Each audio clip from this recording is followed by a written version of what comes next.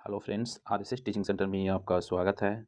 आज हम बिहार दरोगा का प्रारंभिक और मुख्य परीक्षा में जो क्वेश्चन पूछा गया है 2008 से अभी तक, इसकी बात करेंगे। तो विस्तृत रूप से व्याख्या टॉपिक बाय टॉपिक किया गया है। किताब की इसमें खासियत यह है कि जो अलग अलग सब्जेक्ट का अलग अलग जो टॉपिक है उसको बांट के ये बनाया गया है। तो देर ना करते हुए इनको तो आप चिंते होंगे, द सिलेक्शन गुरु के नाम से जाने जाते हैं। तो आज हम इसमें सब्जेक्ट वाइज सब्जेक्ट जो बांटा हुआ है, इसमें हम आज बायोलॉजी स्टार्ट करेंगे। और इसमें तो बायोलॉजी आज स्टार्ट करते हैं। बायोलॉजी में जो भी क्वेश्चन पूछा गया है, तो ये फर्स्ट नंबर क्वेश्चन की बात करेंगे। तो ये 2008 में पूछा गया है। फर्स्ट नंबर क्वेश्चन करा है, किस रक्त के व्यक्ति सर्वदाता जिसको यूनिवर्सल डोनर कहलाता है, कौन सा ब्लड होगा? तो इसका सही आंसर ऑप्शन नंबर सी होगा। अब इससे जितने भी सारे रिलेटेड क्वेश्चन होंगे उसका पूरा डिस्कशन है, इसलिए एक बार ज़रूर इसको ध्यान दीजिए ताकि अगले एग्जाम में यहाँ से क्वेश्चन पूछे तो ना छूटेगा। तो देर ना करते हुए इसका डिस्कशन चलते हैं। विश्व में कई सारे ब्लड ग्रुप हैं जिसमें 40 से अधिक हमारे परीक्षा में सिर्फ एबीओ ब्लड ग्रुप से ही प्रश्न आते हैं। सबसे ज़्यादा एबीओ ब्लड ग्रुप से प्रश्न आते हैं। कार्ले लैंडस्टीनर ने 1901 में मानव एबीओ रक्त समूह का खोज किया।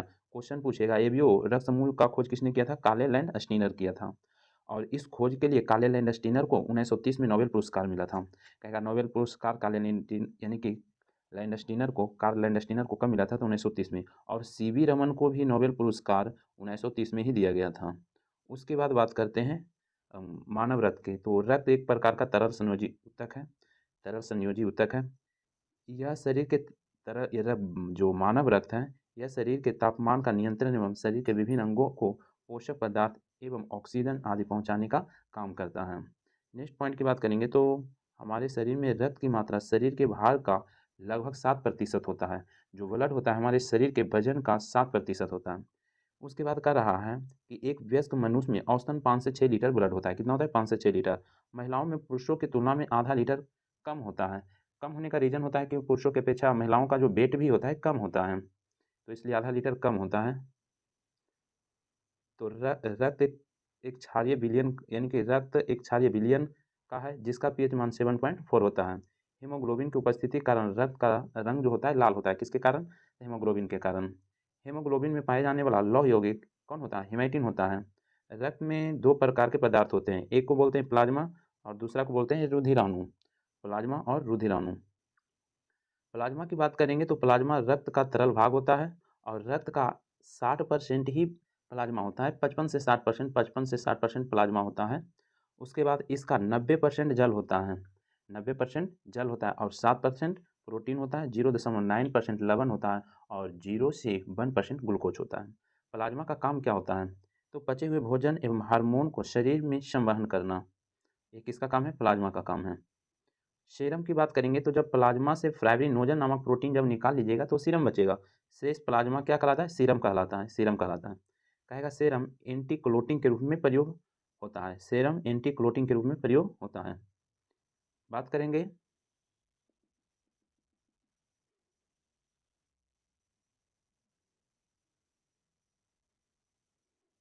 चलिए, तो एंटीक्लोटिंग के रूप में प्रयोग होता है। कह रहा है रुधिराणु की बात करेंगे तो यह रक्त का शेष 40% भाग होता है। रुधिराणु कितना होता है? 40% होता है। और इसके 3 भाग होते हैं। रुधिराणु के 3 भाग होते हैं। फर्स्ट की बात करेंगे तो आरबीसी बोलते हैं, लाल रक्त कण।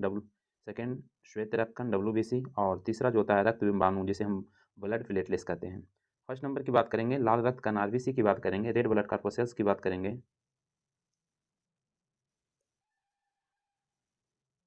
तो इसका जो वैज्ञानिक नाम है, आरबीसी का वैज्ञानिक नाम है एरिथ्रोसाइट है। क्या है? एरिथ्रोसाइट है। इसमें केंद्रक नहीं होता है, इसे ब्रेनलेस कहा जाता है। ब्रेनलेस कहा जाता है। जिसमें केंद्रक होता है तो उसे हम यानी कि कहते हैं कि इसमें क्या होता है? केंद्रक नहीं होता है, इसलिए इसमें ब्रेनलेस कह सकते हैं। ठीक है। अपवाद में ऊँट और लामा है। ऊँट का ही प्रजाति लामा है, जिसके यानी कि ऊँट और लामा नामक जो स्तनधारी है इसके आरबीसी में केंद्रक पाया जाता है, जबकि और भी स्तनधारी उसमें आरबीसी में केंद्रक नहीं पाया जाता है। सिर्फ अपवाद है ऊँट और लामा। नेक्स्ट क्वेश्चन कह रहा है आरबीसी का जो निर्माण होता है अस्थि मज्जा में होता है, बोन मैरो में होता है। अस्थि मज्जा जो बड़ा बड़ा जो हड्डी के होता है वहाँ पे आरबीसी का निर्माण होता है। नोट में भ्रूण अवस्था में इसका निर्माण यकृत या प्लीहा में होता है। यानी कि जब जब बच्चा भ्रूण अवस्था में रहता है तो वहाँ पर बड़ा-बड़ा हड्डी का निर्माण नहीं होता है ना, तो वहाँ पर ब्लड का निर्माण होगा भ्रूण में, यानी कि बच्चा में भ्रूण से ही उसका ब्लड का यानी कि भ्रूण में जो बच्चा रहेगा, भ्रूण में जो बच्चा रहेगा उसका जो निर्माण होगा ब्लड का यकृत और प्लीहा में होगा। यानी कि भ्रूण अवस्था में जब बच्चा रहता है तो उसका ब्लड का निर्माण कहाँ होगा, तो यकृत और प्लीहा में होगा। जबकि बात करेंगे बड़ा में जो ब्लड का निर्माण होता है आरबीसी जो निर्माण होता है अस्थि मज्जा में, बोन मैरो में होता है। आरबीसी की बात करेंगे तो इसका जीवन काल 20 से 120 दिन होता है। और आरबीसी का जो मृत्यु होता है यकृत जिसको लीवर और प्लीहा, यानी कि आरबीसी का मृत्यु कहाँ होता है, यकृत में होता है जिसको लीवर कहते हैं, या प्लीहा में होता है। इसलिए यकृत या प्लीहा को आरबीसी का क्या कहा जाता है, कब्र का कहा जाता है। आरबीसी का काम क्या है, तो शरीर के हर कोशिकाओं में ऑक्सीजन पहुंचाना एवं कार्बन डाइऑक्साइड को वापस लाना है, आरबीसी का काम है। हेमोग्लोबिन की मात्रा कम होने पर रक्त क्षीणता जिसको हम एनीमिया रोग हो जाता है बोलते हैं। खेलते वक्त, कार्य करते वक्त, पहाड़ पर चढ़ाई करते वक्त आरबीसी के जो मान होता है बढ़ जाता है, उसके आकार में जो होता है ना आरबीसी की संख्या में बढ़ जाता है। जबकि सोते वक्त, आराम करते समय आरबीसी का मान क्या होता है, घट जाता है। आरबीसी की संख्या हीमोसाइटोमीटर से मापा जाता है। और स्तनधारियों में लाल रक्त कण किस आकार का होगा, तो उभया उत्तल होते हैं, उभया उत्तल आकार के होते हैं। श्वेत रक्त कण की बात करेंगे तो श्वेत रक्त कण को हम डब्ल्यूबीसी कहते हैं, व्हाइट ब्लड कॉर्पसेल्स। इसका वैज्ञानिक नाम ल्यूकोसाइट कहेंगे। तो इसमें केंद्रक रहता है और पर इसका आकार निश्चित नहीं होता है। जिस प्रकार अमीबा का जो होता है ना अनिश्चित, उसी प्रकार के डब्ल्यूबीसी का भी होता है। आकार और रचना में यह अमीबा के समान होता है। इसका निर्माण भी अस्थि मज्जा में होता है, डब्ल्यूबीसी का निर्माण अस्थि मज्जा में होता है, बोन मैरो में होता है, लिम्फ नोड और कभी कभी यकृत या प्लीहा में भी होता है। डब्ल्यूबीसी की बात करेंगे ना तो इसका जो जीवन काल होता है 2 से 4 दिन, जबकि आरबीसी की जो जीवन काल था 20 से 120 दिन था, 20 से 120 दिन था। और इसका मृत्यु रक्त में ही हो जाता है डब्ल्यूबीसी के। बात करेंगे इसका जो मुख्य कार्य है शरीर के रोगों को प्रतिरोधी क्षमता को विकास करना, यह शरीर के रोगों को संक्रमण से बचाता है डब्ल्यूबीसी, इसलिए बॉडीगार्ड के नाम से इसको जाना जाता है। आरबीसी डब्ल्यूबीसी का अनुपात कितना होता है, 600:1 होता है। जबकि कह देगा आरबीसी डब्ल्यूबीसी और प्लेटलेस प्लेटलेस ये तीनों का, तो 600:1:40 हो जाएगा। और जबकि सिर्फ आरबीसी डब्ल्यूबीसी कहेगा तो 600:1 होगा। रक्त विमाणु की बात करेंगे तो देख रहे हैं कि एक क्वेश्चन जब ब्लड से आया तो जितना सारा उस पॉइंट से जितना सारा क्वेश्चन टूटेगा टोटल करा दिया जाएगा। तो यहाँ से चलिए अब रक्त विमाणु की बात करेंगे तो इसका वैज्ञानिक नाम थ्रोम्बोसाइट होता है। यह केवल मनुष्य एवं अन्य स्तनधारियों के रक्त में पाया जाता है, इनमें केंद्रक नहीं होता है। इसका निर्माण अस्थि मज्जा बोन मैरो में ही होता है और इसका जीवन काल 3 से 5 दिन का होता है। और रक्त विमाणु का जो मृत्यु होता है प्लीहा स्प्लीन में ही होता है। इसका मुख्य कार्य है रक्त को थक्का बनाने में मदद करता है। नोट में डेंगू, ज्वर एवं मलेरिया होने पर मानव शरीर में प्लेटलेट्स की क्या होता है, कमी हो जाता है, प्लेटलेट्स की कमी हो जाता है। उसके बाद बात करेंगे मनुष्यों में रक्तों की भिन्नता का मुख्य कारण लाल रक्त कण आरबीसी में पाए जाने वाले ग्लाइकोप्रोटीन है, जिसे हम क्या कहते हैं, एंटीजन कहते हैं। एंटीजन 2 प्रकार का होता है, एंटीजन ए और antigen B. Antigen A glycoprotein की उपस्थिति के आधार पर मनुष्य में 4 प्रकार का रुधिर वर्ग होता है। और जिसमें एंटीजन ए होता है तो ब्लड ग्रुप क्या होगा, ए होगा। यानी कि ब्लड ग्रुप जो निर्धारण होता है एंटीजन से ही निर्धारण होता है। जिसमें एंटीजन ए तो ब्लड ग्रुप ए होगा, जिसमें एंटीजन बी तो ब्लड ग्रुप बी होगा।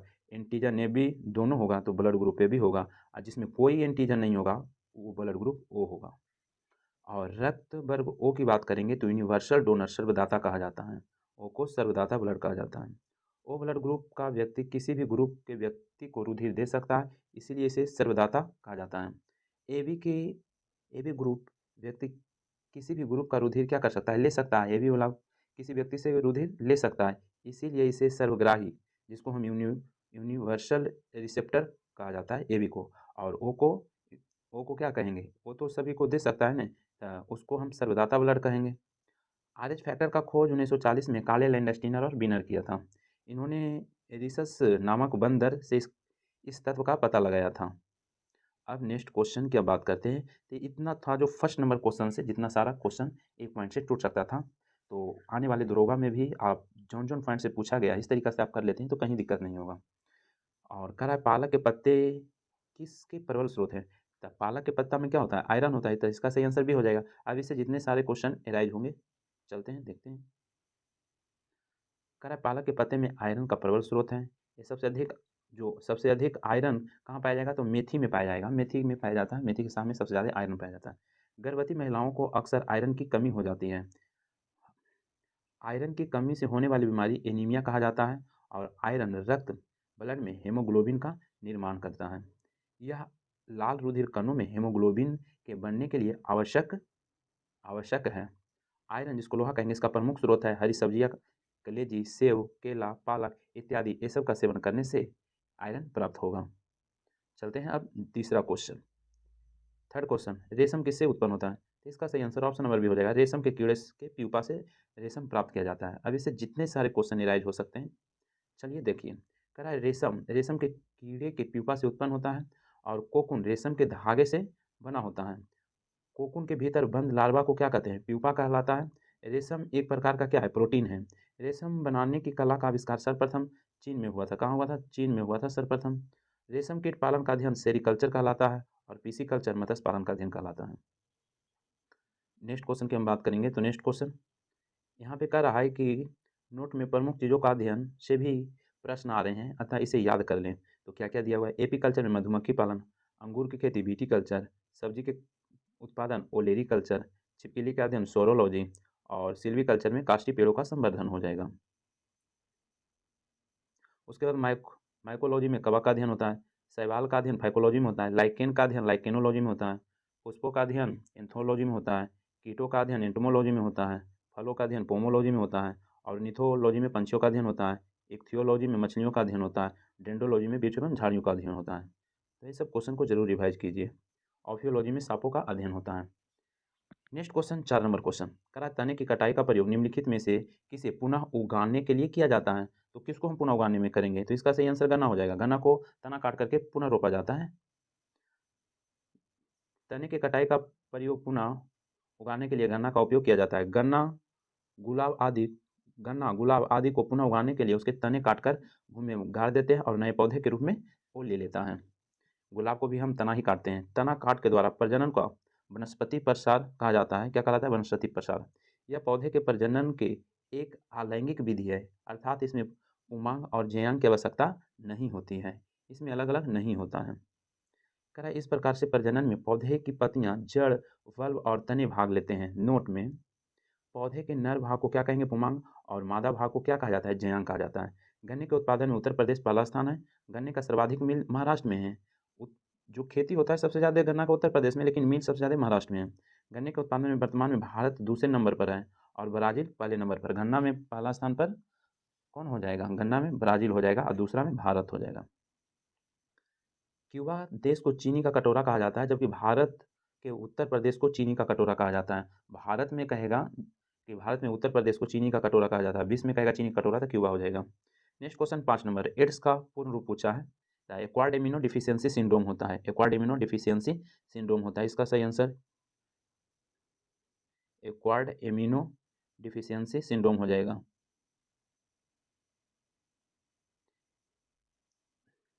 अब इससे जितने सारे क्वेश्चन एराइज होता है देखते हैं। करा एड्स का पूर्ण form acquired immuno deficiency syndrome हो जाएगा। इस रोग के विषाणु का नाम HIV है, ह्यूमन इम्यूनो डिफिशियंसी वायरस हो जाएगा। यह रोग एकल स्टैंडर्ड RNA वायरस के कारण होता है। यह रेट्रो वायरस के कारण होता है। HIV के जांच करने के लिए कौन सा टेस्ट होता है? एलिसा टेस्ट होता है। जबकि टाइफाइड की जांच के लिए विडाल टेस्ट का प्रयोग किया जाता है। विडाल टेस्ट का प्रयोग किया जाता है। एलिसा का पूर्ण नाम क्या हो जाएगा? द इंजाइम लिंकेज इम्यूनोस्यूरेंट एक्यूरेसी हो जाएगा। एड्स किसके कारण होता है? तो असुरक्षित यौन संबंध से हो जाएगा। संक्रमित टीकाकरण से हो जाएगा। उसके बाद साथ खेलने और साथ खाने से एड्स नहीं होता है। कह रहा है इस रोग के ग्रसित रोगी के रोग प्रतिरोधक क्षमता क्या हो जाता है? कम होने लगता है। तभी अभी तक एड्स की बीमारी का कोई जड़ से समाप्त करने वाला दवा या टीका का खोज नहीं किया जा सकता, यानी कि नहीं किया जा सका है।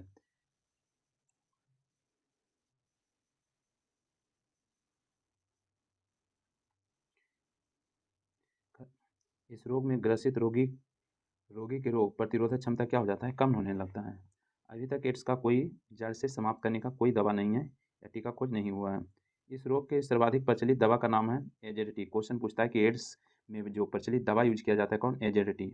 और कहेगा एड्स दिवस कब मनाया जाता है, तो 1 दिसंबर को मनाया जाता है, 1 दिसंबर को एड्स दिवस मनाया जाता है। नेक्स्ट क्वेश्चन कह रहा है 6 नंबर क्वेश्चन, इनमें से कौन सा रोग मच्छरों से होने वाला रोग नहीं है, तो कौन है जो मच्छर से नहीं होता है, तो घेंघा रोग मच्छर से नहीं होता है। डेंगू बुखार हो जाएगा, मलेरिया हो जाएगा, फाइलेरियोसिस हो जाएगा, घेंघा आयोडीन की कमी हो सकता है। अब इसका डिस्कशन देखते हैं। घेंघा रोग, ग्वाइटर रोग या गलकंड रोग, यानी कि घेंघा रोग को ग्वाइटर रोग कहते हैं या गलकंड रोग भी कहा जाता है। घेंघा आयोडीन की कमी से होता है। किसकी कमी से होता है, घेंघा आयोडीन की कमी से होता है। हालांकि शरीर में आयोडीन की बहुत कम मात्रा की आवश्यकता होता है, लेकिन यह ना मिलने पर तो बीमारी हो सकता है। आयोडीन थायरॉक्सिन की क्रियाशीलता के लिए आवश्यक है। थायराइड नामक ग्रंथि गला में पाया जाता है। कहेगा थायराइड नामक ग्रंथि कहाँ है, गला में। आयोडीन की पूर्ति घरेलू नमक से किया जाता है। आयोडीन जो होता है लेमिनेरिया नामक शैवाल से प्राप्त किया जाता है। आयोडीन की जो पूर्ति है घरेलू यानी कि घरेलू नमक से ही प्राप्त किया जाता है, यानी कि पूरा करते हैं। नमक का रासायनिक नाम सोडियम क्लोराइड हो जाएगा। मलेरिया रोग मादा एनोफ्लिस मच्छर के काटने से होता है। मलेरिया प्लाज्मोडियम परजीवी से होता है। डेंगू ज्वर अरबू वायरस को काटने से होता है। इसे हड्डी तोड़ बुखार के नाम से जाना जाता है, डेंगू ज्वर को। यह एंडेज एजिस्पिड मच्छर को काटने से होता है। नेक्स्ट क्वेश्चन 7 नंबर, कला दंत क्षय का कारण क्या है, तो इसका सही आंसर बैक्टीरिया जनित संक्रमण हो जाएगा। अब इसे डिस्कशन करते हैं। कह रहा है दांत क्षय का कारण बैक्टीरिया जनित संक्रमण होता है जब कार्बोहाइड्रेट युक्त भोजन जैसे ब्रेड, अनाज, दूध आदि दांतों में यानी कि फंसे रह जाते हैं, तो उसे बैक्टीरिया अम्ल में बदल देता है, जो दांतों को क्षय का मुख्य कारण हो जाएगा। और जल में फ्लोराइड की मात्रा के बढ़ जाने से दांतों का क्षरण मुख्य कारक है। फ्लोराइड दांत और हड्डी का क्षरण के लिए जिम्मेवार है। Next question 8 number question, antitoxin का इंजेक्शन किसकी रोकथाम के लिए दिया जाता है, तो इसका सही आंसर टिटेनस हो जाएगा। क्या, टिटनेस हो जाएगा। एंटीटॉक्सिन इंजेक्शन टिटनेस की रोकथाम के लिए दिया जाता है। करा यह रोग तंत्रिका तंत्र को प्रभावित करता है। टिटनेस रोग यानी कि क्लॉस्ट्रिडियम टिटेनी नामक जीवाणु के कारण होता है। इसके प्रमुख लक्षण हैं, इसमें क्या होगा, तेज बुखार आएगा, शरीर में ऐंठन होगा आदि। नोट में वर्तमान परीक्षा में जीवाणु के कारण होने वाला रोग से भी प्रश्न आ रहे हैं, अतः इसे याद करने का प्रयास करें। तो यहाँ पर जीवाणु के द्वारा दिया गया है रोग, तो इसको ट्रिक के द्वारा जरूर याद रखें। देखिए हैजा जो होता है विब्रियो क्लोरी जीवाणु का नाम है। ट्यूबरक्लोसिस से भी जीवाणु से तो होता है, लेकिन उस जीवाणु का नाम बताना है, तो माइक्रोबैक्टीरियम ट्यूबरक्लोसिस हो जाएगा। डिप्थीरिया भी जीवाणु से होता है, तो इस कौन जीवाणु का नाम क्या है, तो कैरिनी बैक्टीरियम डिप्थेरी हो जाएगा। न्यूमोनिया भी जीवाणु से होता है, तो डिप्लोकोकस न्यूमोनी से हो जाएगा। कुकुर खांसी जीवाणु से होता है, तो बोर्डिटेला पर्टूसिस के कारण होता है। एक जरूर याद रखिए। नेक्स्ट क्वेश्चन 9 नंबर का रहा है कि निम्न में से कौन सा मादा लिंग हार्मोन है, तो इसमें मादा लिंग हार्मोन कौन हो जाएगा, तो प्रोजेस्टेरोन हो जाएगा। प्रोजेस्टेरोन हो जाएगा इसका सही आंसर। प्रोजेस्टेरोन एक मादा लिंग हार्मोन है। प्रोजेस्टेरोन की बात करेंगे तो प्रोजेस्टेरोन एक प्राकृतिक फीमेल सेक्स हार्मोन है। यह हार्मोन ओवरी में कॉर्पस ल्यूटियस से रिलीज होता है और यह पीरियड के चक्र और प्रेगनेंसी के शुरुआती चरणों में बनाए रखने में अहम भूमिका निभाता है।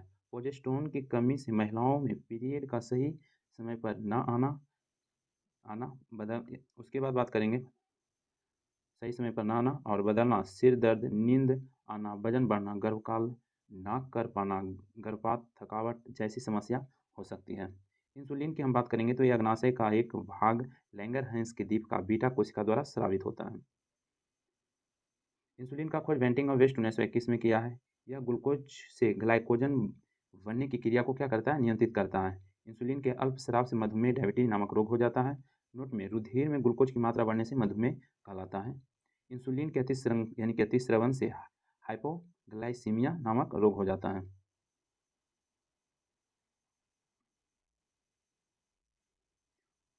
इस बीमारी से पीड़ित व्यक्ति में जनन क्षमता एवं दृष्टि ज्ञान कम होने लगता है। नोट में विश्व में सबसे अधिक डायबिटीज मरीज भारत में ही पाए जाते हैं, इसलिए भारत को diabetes capital of the world कहा जाता है। ग्लूकोन की बात करेंगे तो ग्लाइकोजिन को पुनः ग्लूकोज में परिवर्तित कर देता है ग्लूकोन। सुमै सुमै यानी सोमैटोस्टेटिन हार्मोन की बात करेंगे तो यह पॉलीपेप्टाइड हार्मोन होता है जो भोजन के स्वांगीकरण की अवधि को क्या करता है, बढ़ाता है। लैंगरहैंस की दीपिका की बात करेंगे तो यह अग्नाशय का एक भाग है। इसका खोज लैंगरहैंस नामक चिकित्सा शास्त्री ने किया। इसमें बीटा कोशिका बी सेल से इंसुलिन के अल्प स्राव से ग्लूकोन एवं गामा कोशिका से, सबसे पहली बात ध्यान दीजिएगा, बीटा कोशिका से कौन हार्मोन स्रावित होगा? इंसुलिन। अल्फा कोशिका से ग्लूकागोन और गामा कोशिका से सोमैटिन यानी कि सोमेटोस्टेटिन नामक हार्मोन निकलता है। ये तीनों जरूर याद रखिएगा।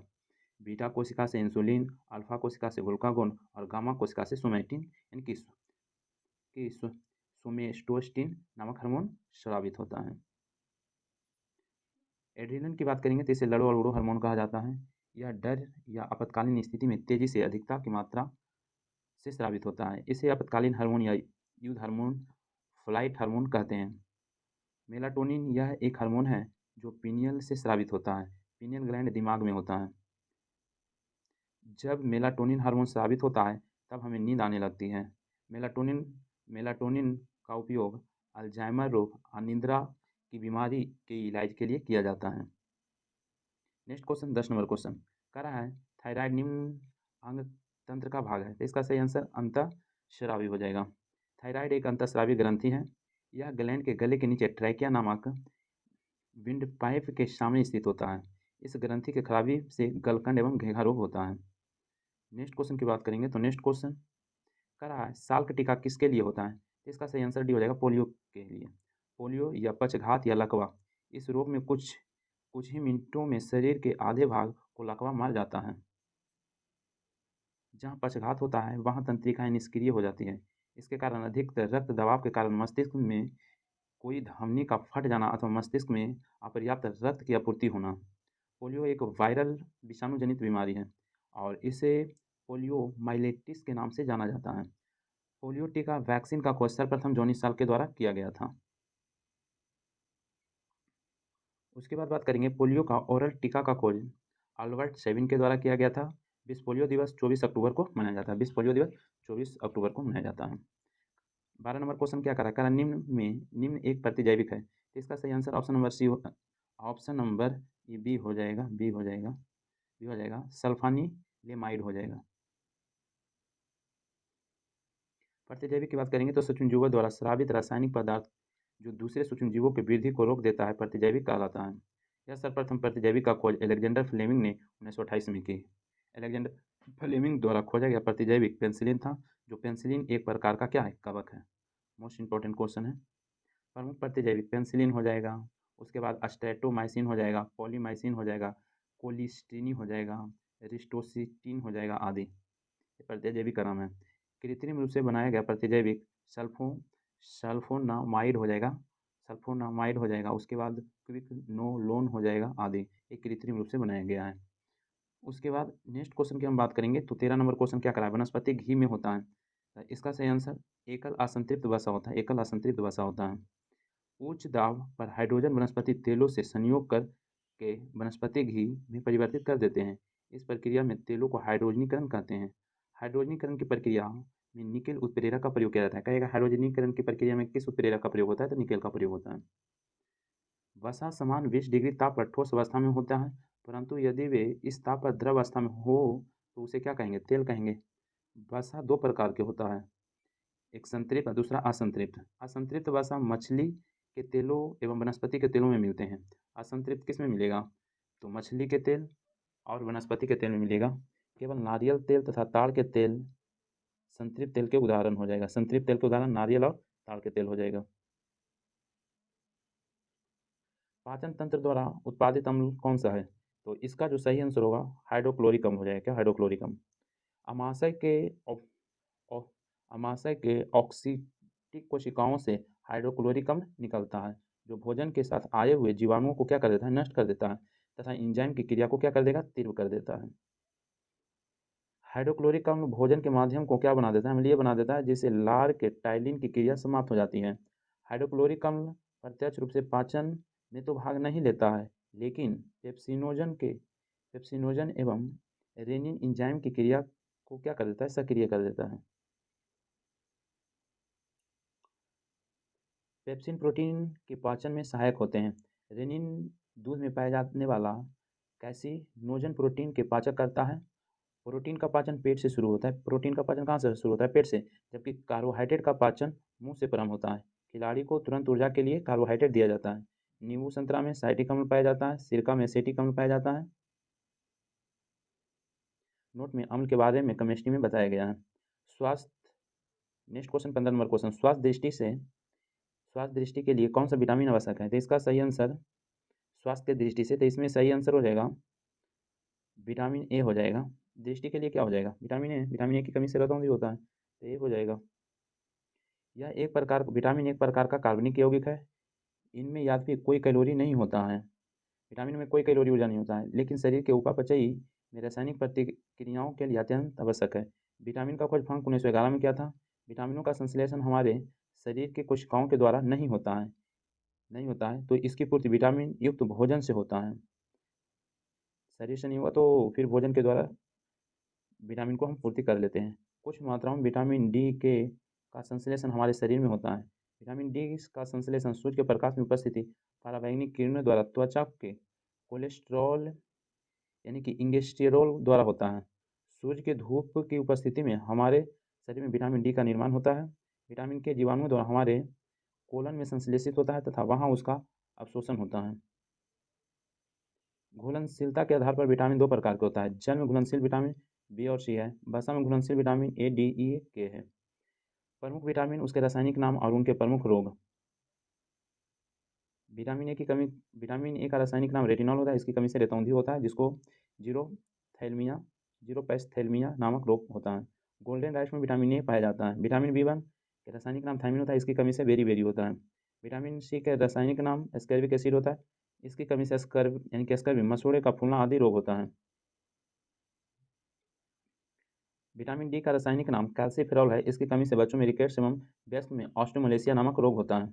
विटामिन ई का रासायनिक नाम टेकोफेरॉल होता है। इसकी कमी से जनन शक्ति में कमी अर्थात नपुंसकता होता है। विटामिन के का रासायनिक नाम फिलोक्विनोन होता है। इसकी कमी से रक्त थक्का नहीं जमता है।